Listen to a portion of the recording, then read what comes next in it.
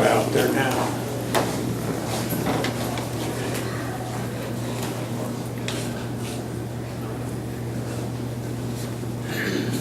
Okay, we're back in the regular session. There was no decisions made in the executive session.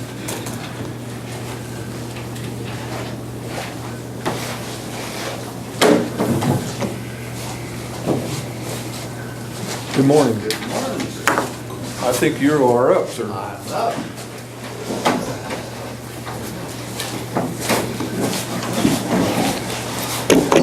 Glad to be able to join you guys this Well, morning. thank you. I guess. You get a special one. It's got a little sticky on it. Shall I leave one for John? Thank you. Good Yeah. morning. Thank you.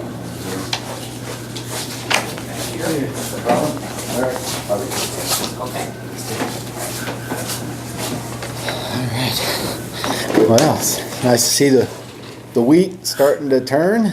Yeah. That's it's really nice to see this time come around. I know everybody's gearing up for it down in our area. That's for sure.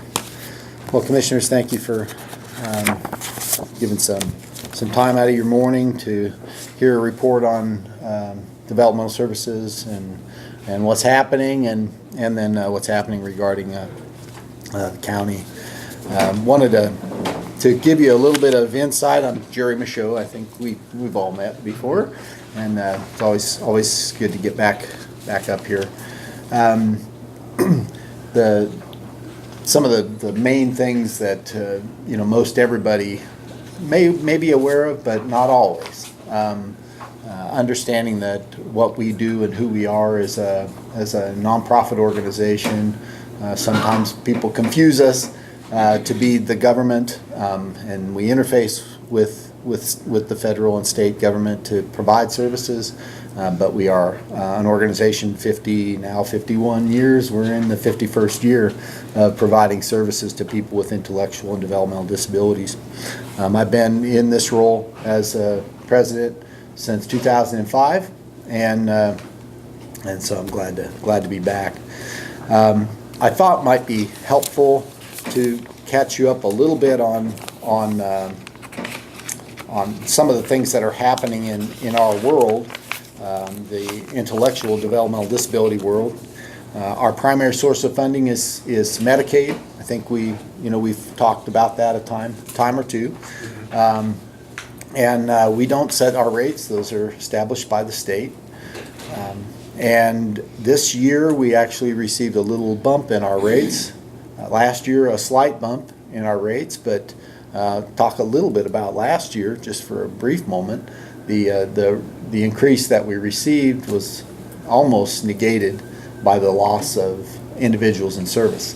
So if we had somebody that passed away or somebody's needs and they go to a nursing home because we can no longer serve them, their resources go away and we can't just plug the next person in. That's not the way it works.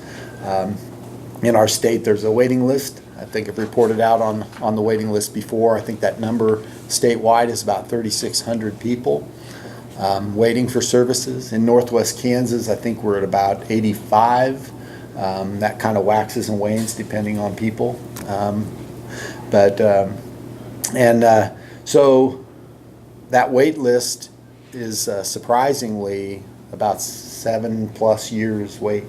So people who had a request date in 7.5 years ago, those are the names that begin to come up from time to time.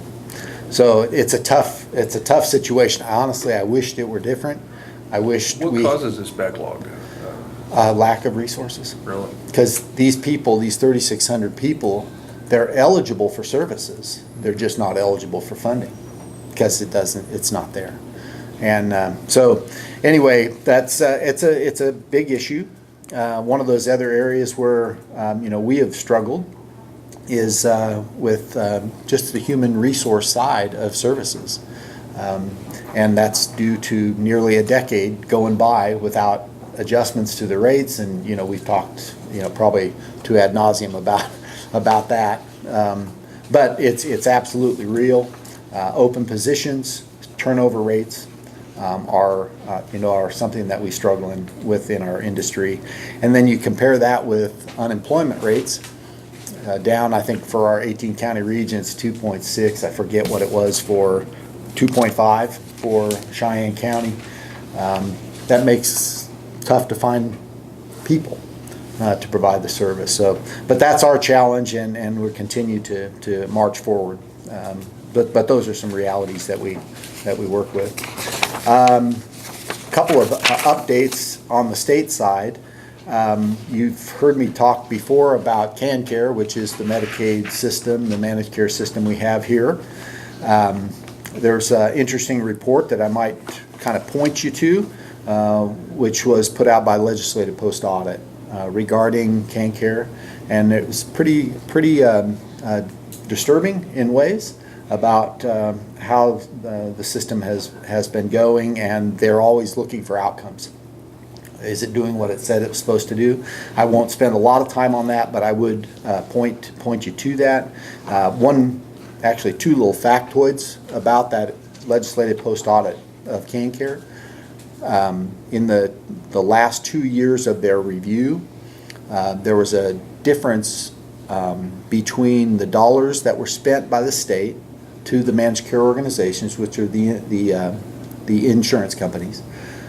What was paid and what was paid out in claims was about $400 million each year. And we've got a waiting list, which the savings was supposed to resolve our waiting list, and here we are. So anyway, I won't spend any more time on that, but it's definitely a good read that I think we all should be tuned into. The other issue is under CanCare is we have this clearinghouse. It's Maximus, I think is the name of the organization. And anybody, not just our world of intellectual development disabilities, but anybody with Medicaid and eligibility has to run their eligibility through there, and it's been a lot of fun. I'll just say it tongue in cheek. It's been a real challenge. They had some deadlines you may have read about in the paper here. They missed their deadlines, so it'd be interesting to see what comes out of that. On the federal side, a couple of pieces that I wanted to touch on. One is something called electronic visit verification, and what is the relevance to the county? Well, the relevance to our services is we provide day services and residential services for, Sorry, welcome. wait. No, that's okay. Good to see you. We provide day and residential services, and electronic visit verification is designed to, as a federal law, it's the Cures Act, that was designed as an anti-fraud thing, so that like home health provision and personal care that happens one-to-one with a staff going to somebody's house, they wanted a way to validate that. And so that's the essence of the law. I think is not a bad thing. What's happening though is that the original intent is now being spread, and the state is looking to apply it to group settings, of which it doesn't make any sense because it's not a one-to-one correlation. So there's a disconnect that's happening there, and we're working on the federal side to communicate through our congressional folks, as well as advocating in the state to saying, okay, we're all about accountability, but it's got to make sense, and this one doesn't. And then the Department of Labor rule on sub-minimum wage certificates. As a provider, we have operated using a sub-minimum wage certificate to help people with disabilities find employment. Some of which work at a productivity level which is way below norm. Okay, so if somebody works at 10% of norm, the certificate allowed us to do time studies and comparable wage studies to determine what would be a comparable wage based on that level of productivity. Well, the 14C, which is that portion of the law, is it's being suppressed, and so there's a shifting away from it, which the principle is pay everybody minimum wage. The reality is, how does that work in every case? And so just to give you a heads up on that, we are committed to employment for people, and we're doing everything we can to help them to be, good in that way. Okay, those are the updates. Let me jump to the county's report. I believe we put out a letter here just a few days ago to you all, and our request for support is if you can hold the line on the level of support current, that would be wonderful. I include in the comment that, if you got extra and you don't know what to do with it, we certainly would welcome more, but absolutely understand circumstances that counties are in. We're going to start working on the budget here soon. We need today to set up a budget workshop, but I'm committed to, last year we, $8,480. Right.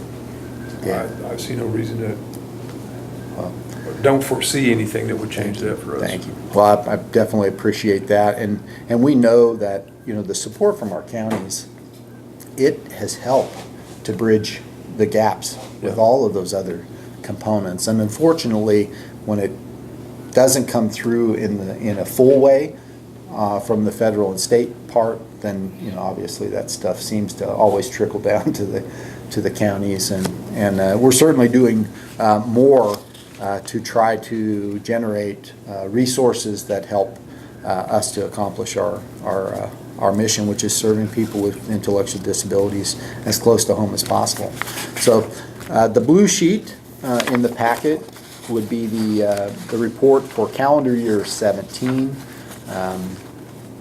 The services that you see listed there would be the type and then the location where the people from the county are receiving those supports. You follow that local fund needed on the right margin. You see the number of FTEs from full-time equivalents, rather, people that we serve, 2 from the county. The cost of those services, $28,800, and then the amount of federal state funds, there's always less than what is, about $3,131. And so the support from the county is certainly meeting that and helping beyond. So thank you again for that. The yellow sheet would be kind of the global view of economic impact for what we do at Developmental Services. That direct impact is about 9.3 million each year. And that's good for Northwest Kansas. That is good for Northwest Kansas. By and large, it's salaries. I mean, if you look at that breakdown, it's all, because it's about people serving people, which is, that's good. That top line, if you will, you got to get the 5-year glimpse of what's happened with those resources, and that's indicative of those reductions that we have seen over time, significant actually. Very significant. So anyway, it's a perspective that I wanted to share with you. The kind of the blue-gray document, DSNWK's impact, gives kind of that cross total view of services to people, where they're happening, waiting lists. There's some information on that top right corner, numbers of employees, and on the back side, the type of services that are described within the report, and what that looks like kind of in an aggregate form for all the people we serve. So I always, we talked about 14C, which is the sub-minimum wage regulation and rules. Our commitment has always been to help people to be as involved in their community and involved in employment, because we believe it adds value. I think most everybody does, except for those people that don't. Well, that was a brilliant statement, but I think everybody probably understands well what that means. But 192 individual placements. Not too many years ago, that would have been beyond what people would have thought. was possible. The other powerful message is there's 106 employers who said, we'll do this and we'll give it a shake. And they find individuals to be very productive and helpful. And my hat goes off to all of them. And then there's a statement in here about crew placement. What does that mean? We have individuals that work on janitorial crews and snow removal and lawn crews, and they go out and do their thing and help people, and they earn a wage, and it works well for everybody, and they do a good job. So anyway, I've talked a lot. Questions that you have, and Bonnie, do you have any insights or thoughts? I do have one more thing that I wanted to touch on, but I appreciate what you do. We appreciate what you do. I am no longer on the, I'm just on the general board. And so if they're not in line, you let me know, because it's all gentlemen right now, so we're kind of concerned. Not really, but Jerry does a fabulous job, and I don't know if he told you the many trips that he makes to Topeka, and the regard that they have him in Topeka is very good for us, but hard on him, I'm sure. I think things are going pretty well. It's just always this thing of not enough money. Money, yep. And it's a recurring, we hear it a lot. I'm sure you do. Yeah, Everyone so- that comes to visit you But probably needs money. It's obvious with the monies that you do have, you're using them to the best of your ability, so. Yes. It's going to a good cause. Sure. And if you could just see the people that we see on the, what do we call that in the fall or spring? oh, you're talking about our awards luncheon. Yes, awards luncheon. Yeah. And they are so happy for the other fellow that won something, and it's amazing and it's wonderful, and I cannot imagine the caretakers taking care of some of these. It's an overgrown baby. I mean, the care they have to give them, and it's wonderful, really, that they get the love and the care that they do. Well, I think as a county, we're committed to go ahead and support this the way we have in the past. Hope you do fantastic work. Well, I said I had one thing, now it's two. Bonnie says she's just a board member, general board member. She was on the executive committee for, I don't want to say From the 100 beginning. years. I was Well, yes, that's thinking- close. But darn close. That is an incredible thing, but very active, continues to be active. She's here. So is Robin, who is also on the board, and her And my astute- granddaughter. Oh, I didn't see. Hello. That's Okay. Winnie, and she's my helper, caretaker. Very good. And maybe future board member. That's Sorry. what I'm thinking. So, no pressure. The other thing that I wanted to share, and I talked about what we're doing to raise alternative revenues. We've actually sent a letter out to all of our counties asking for letters of support for the community service tax credits.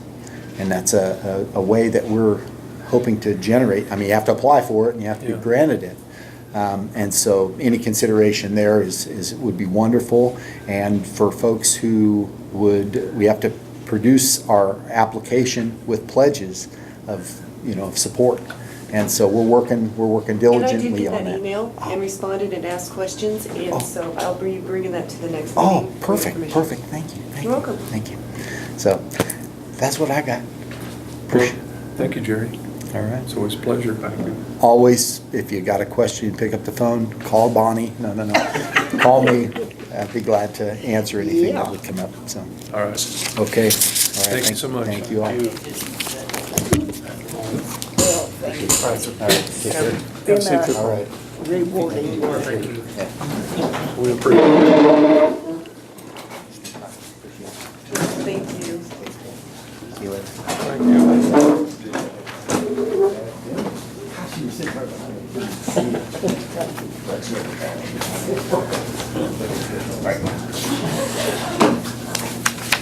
Eddie, I believe we're ready for you.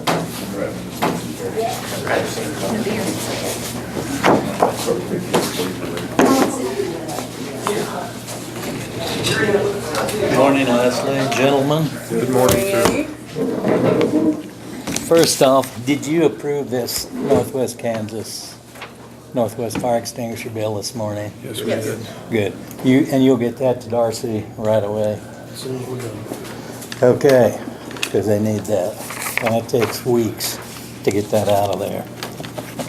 Because it's got to come through Bird City. The next question is the PBC grants, Fund 250, that you've been shuffling around. Well, basically what happened was, I had received an email in regards to you guys receiving donations and grants and how is that going to be handled? And you already have a grants fund 250 that everything's being deposited in Yes. and run through that account, so it's fine. Well, that's what I thought. It's fine. But It's Dolores just I wanted didn't- verification, and I thought, well, it's all set up. Yeah, well, You know, and I I mean, didn't it's have. set up, Yeah, it's it's there. Yeah, Eddie, I deposited. didn't have that information that there was a Okay. grant fund for PBC Okay. when the email was sent to me, so that was my bad. I probably should Well, ask more questions. You can't keep track of all this stuff. Well, I'm doing my best, Well, but, but Try- anyway, so. so I yeah. just wanted to verify that. Yeah, we're good. Because I told Dolores, well, we don't have an account, can't write checks, we don't Right, want to, and Right. it needs audited, you know. but as soon as. And I saw going your through her email- office and it's tracked, you know, and that's what we need. Right, but once I saw your email in regards to Grant 250, it was like, well, this has already been done. Okay, We're all right. okay, we don't need to. Excellent, We don't need to be doing anything more. good. You did That's good, what I Eddie thought. Schultz.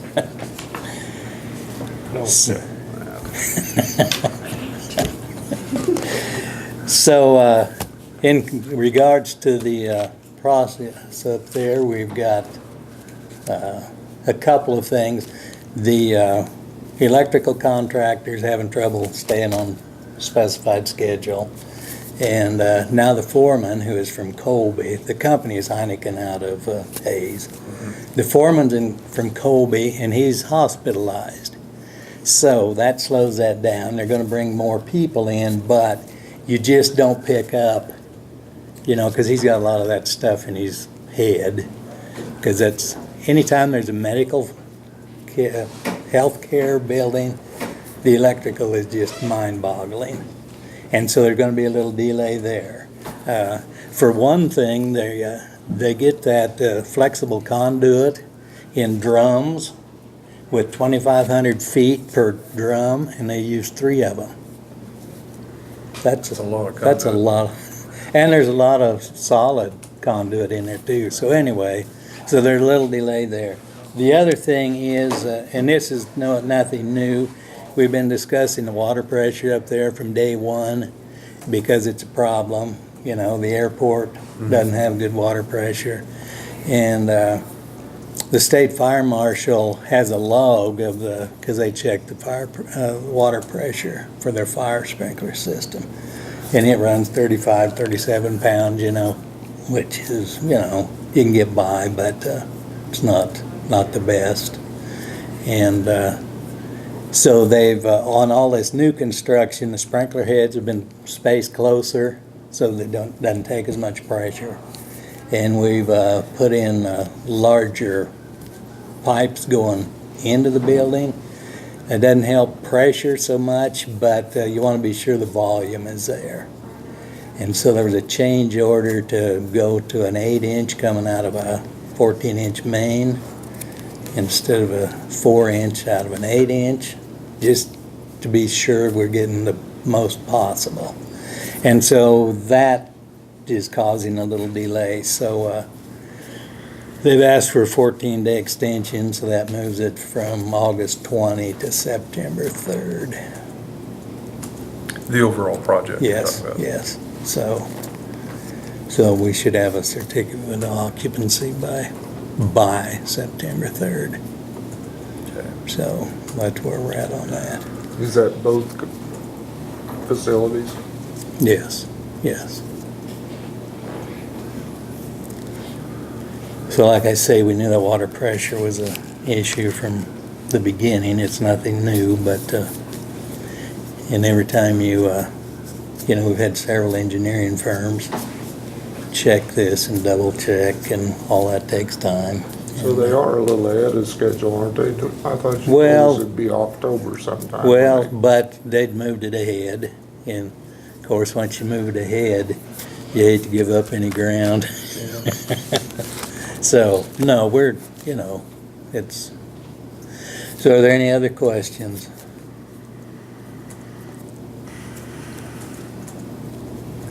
Not that I can think of right now. Okay. And is Mr. Fitzgerald gonna be here this morning? He's on the agenda. Oh, he's gonna call. Okay. Call in. Okay. So there's a couple things I'd like to verify with him, but wait and see what he has to say probably, because maybe he's gonna cover it in his presentation. Okay. I mean, one of the concerns would be, whether they've got, I hope they have a number for you, a preliminary rate schedule for assisted living, is what I hope. Because they should be putting that together for you. We've talked about that before. We'll find out together. And so hopefully he has that. And then another thing is moving my waiting list over to, I think, Sherry Hilt is, they're going to have to admit them and do all that. So hopefully they've got a preliminary, application for the assisted living. And so, Tom, can you shed any light on this, or Jeff? I had an initial phone call with Randy and other people at National Campus that deal with assisted living. And so I just kind of got the ball rolling, but, certainly they have access to the policies and procedures that the society uses. And I identified Sherry as the person to facilitate the admissions and keep track. Pretty soon we'll have that. Okay.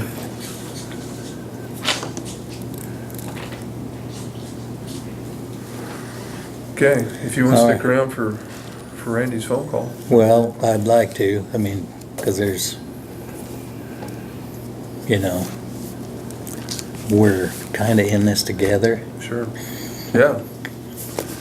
So, There it want to keep this moving as smoothly as possible. Hello. Good morning, Randy. This is Terry Riker. Hang on just, let me put you on speaker. Okay, Randy, can you hear us? Yes, sir. Well, good morning and thanks for your call. Yes, thank you. How's everybody doing out there? Oh, we're hot and dry. Yeah, I think it's kind of hot and dry all over. Yeah, it sounds like. Yes, sir. I just want to touch base with the commissioners. And Jeff, are you there? Yes, I am here. Okay. And Just so gotta is, keep- so is Eddie What was Schultz. that? Eddie Schultz is also here. Okay, great. Morning, Randy. Yeah, good morning. Good to hear everybody. Yeah, thanks for the time. I'm gonna do this on a regular basis just to keep everybody up to date of where we are with the new assisted living. And in case anybody has any questions, since we're gonna kind of be the one responsible to get that thing up and running. Jeff and I have met now with a group from our national office, and we're gonna start to work on a pro forma. We'll work on our rates, policies and procedures, marketing plan. There was one question that I had about the name of it, and I think, Jeff, you clarified that for me, right? What's it gonna be called as far as the name? Cheyenne Village. Diane Village. Okay, I like that. And then, and then just a question that I had, just so as we work on the pro forma, is on the mill levy and the bond payments and the payments, stuff like that. So I just want to make sure that Jeff understands that, and then I understand that, just so when we work on the pro forma, we know how that's going to be funded, et cetera. So just want to keep you gentlemen and lady informed of kind of what we're doing. I guess we're looking at some type of a September opening. So I just want to make sure we're on the same page, and then to talk a little bit about the mill levy, and just make sure I understand kind of how that works for the new assisted living. Okay, would you feel comfortable with the mill levy explanation, Leslie? There's not actually a mill levy, Randy, in regards to the operating expenses. What we have is the equivalent to a 6 mill levy that has been put in the budget. When the voters voted on the mill levy, that was only for the construction and remodeling of the assisted living. But the commissioners have budgeted the equivalent of a 6 mill so that for operating. Okay, good. Okay? That's wonderful. And what we'll do then, Jeff, is, once we get that pro forma firmed up, we'll just run it by the commissioners and make sure everybody's okay with that. Does that sound okay with you guys? Yes, sir, it does. Okay. Do we have a target date for that, Randy, to have the pro forma wrapped up? I'd like to have it done, Jeff, probably the middle of July, just before our budgeting process starts, because then so that's kind of my target date. And So that, maybe the that kind of, end of July. that kind of coincides with our budget needs also. Okay, perfect. We'll just press for that then, to have that done by middle of July. Okay. Did you have another question? Well, it's important that we get this, a preliminary at least, schedule, rate schedule for the assisted living, because I've got people on the waiting list, but we're less than 10 weeks out, and Yep. people are wanting answers, and I don't have them, and I understand. If we're gonna move forward and make this waiting list active, my goal is to have it 100% full September 3rd. But we've got to get this stuff in place soon. That's where we're at. Yep, sir, I totally agree with you, so we'll just make that happen. We'll get the numbers to you guys because you guys will meet on July 15th? Is that your next meeting? I don't have a calendar in front of me, It's the end of June. Our very next meeting is the end of June on the 29th. And then we will be looking at July 16th, which will be a Monday. Okay.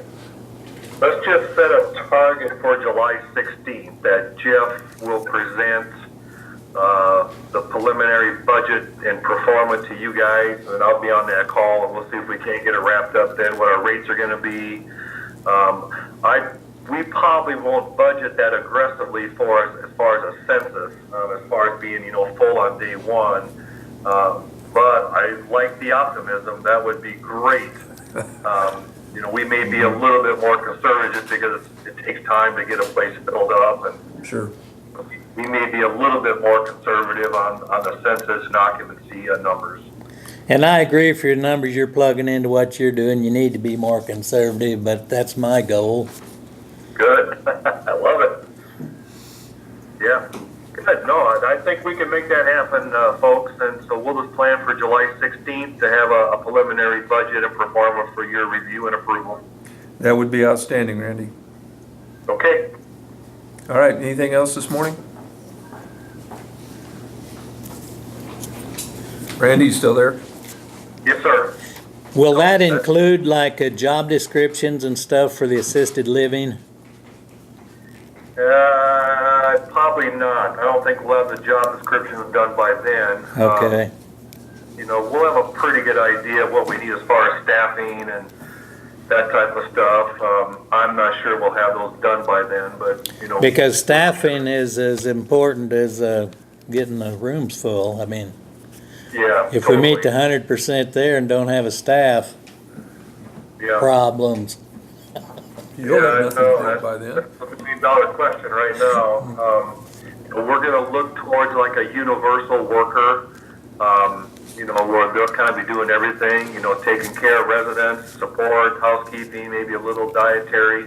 That's kind of a model that we want to look at out there. And usually people like that type of a job. It's different, and there's a lot of, it's not the same, job every day, so to speak, as maybe like a CNA or a housekeeper. So, but that's the million-dollar question. We still struggle out there with staffing, but I guess my hope is that people will enjoy working in a brand-new building and being more of a universal type worker. And that's what the building is designed for. We went to a lot of different facilities, and that's by far the most popular. The staff likes it, the residents like it, and so Yeah. that's the way it needs staffed. So I appreciate your input on that, Randy. Yeah, we're on the exact same page. Good.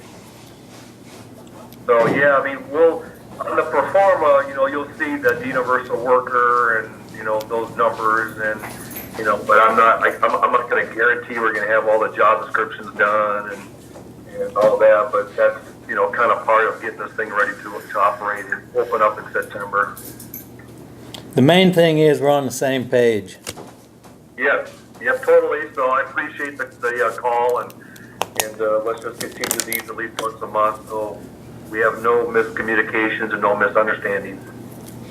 Thank you, Randy. Yeah, and thank you. And if you do You have any bet. questions, don't hesitate to call. Got it. We'll try to help you. Yeah, thanks for letting me do this by the phone too. It saved me 6 hours of driving, so Sure. thank you. Understood. Okay. Thank well, you. Thank you, sir. Okay, bye. Bye. So, well, the building's coming along. I went there yesterday to have a look inside, and it's I was there yesterday too. Imagine that. It's gonna be really nice. If I can have an aside for a moment, unless you got anything No. else to say. Can I get a copy of this? But He brought it in. May is the Oh, end thank of you. the second quarter. I will not be here the last 10 days of June, so I'll put together my request next week and drop it off with Scott. Okay. Then hopefully it goes smooth and we get the check signed off and call the office for Karen, a business office manager, for her to pick up a check and get it deposited before the end of June. Okay. Scott will take care of that for us. Yes, sir, you have a comment? Question, am I confused? The public voted, the Good Sam gets 6 mills. The public voted 6 mills to build the assisted living. Are we budgeting another 6 mills to operate it? No, Oh, okay, no. There's 6 mills to build it, yeah. and then there's the equivalent of 6 mills to run it. That's it. The equivalent of 6 mills. What does that mean? That means that we budgeted the equivalent of 6 mills to operate. To run the whole complex. Run the whole complex.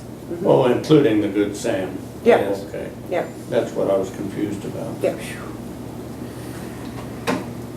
Okay, Helen, just right on time.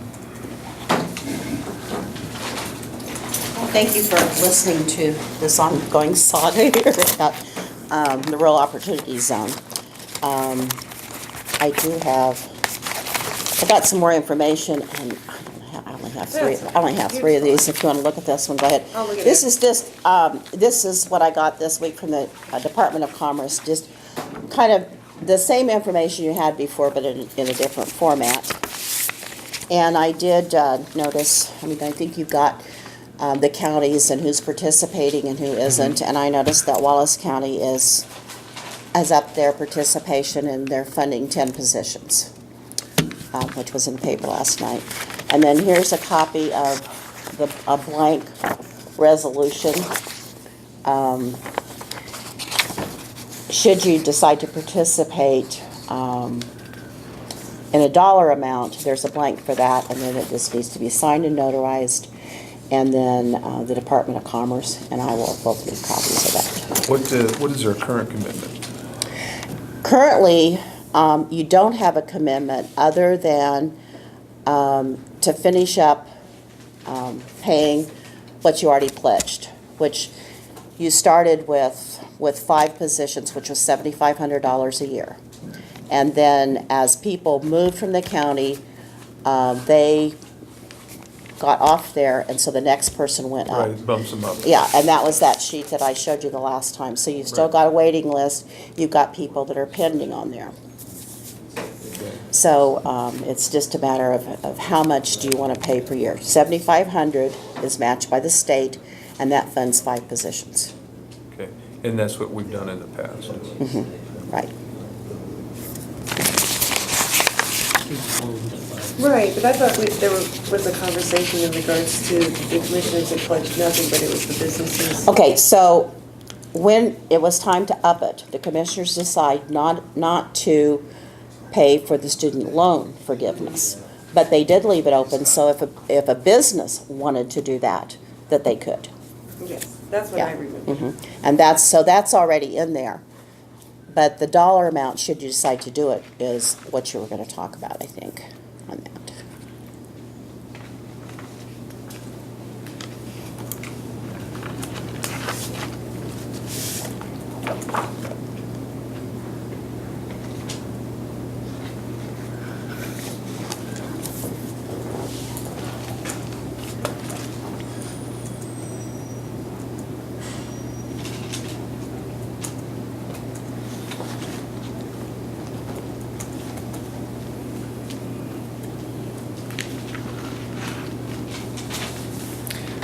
We are going to plan a budget workshop for the very near future.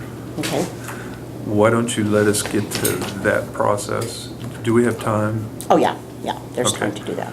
Why don't you let us get to that process and see exactly where we're at? Okay? And this time of year, it kind of gets cloudy. Yeah, I And understand.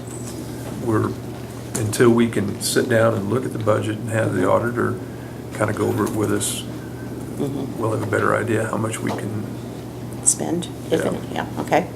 And then just to remind you to review your incentive program that I gave you at the last meeting.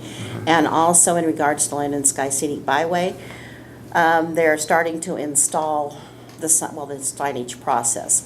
They have done a partial pour at Highway 27 and County Road B. They still have another place to pour there. They're supposed to do the Rickery Breaks, which is a small pour just as you're facing that overlook where the 11 is on the disc. It's just to the right of there. And yesterday they did a partial pour at the state line at Highway 27 and Logan Avenue.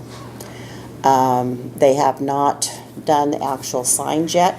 Those will be done in probably 60 days to do the fabrication, and then they will start installing them, but I don't know what their schedule is for that. Okay. And then the Department of Commerce has declared this as Business Appreciation Month. And so yesterday, James Foster with the Department of Commerce was here. Caddyshack at Riverside received a certificate of appreciation. And the grocery store in St. Supers received a plaque for retailer in the Northwest Kansas region of the year. Okay. So that's all I Paper have. aware of those? The both those paper words? was aware of those, and I need to get some pictures of the Tim's on it. byway Okay, stuff. I Yeah, didn't- Tim was there on it. All right. So, but that's, so we're getting a lot of good things going on. Yep. Crooked Creek Angus on the 29th is doing a promotion. The National Association of Angus, as I understand it, is celebrating their 40th anniversary, and they're painting their logo on 40 barns. And so that will be one of them that gets it, so there's some national publicity there for that.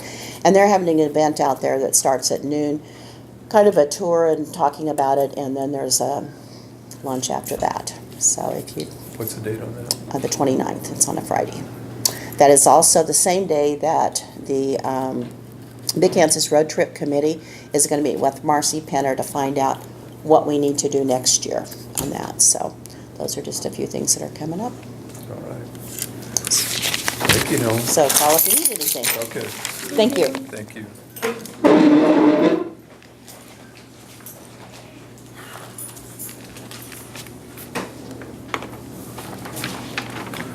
Okay, do we have any more business?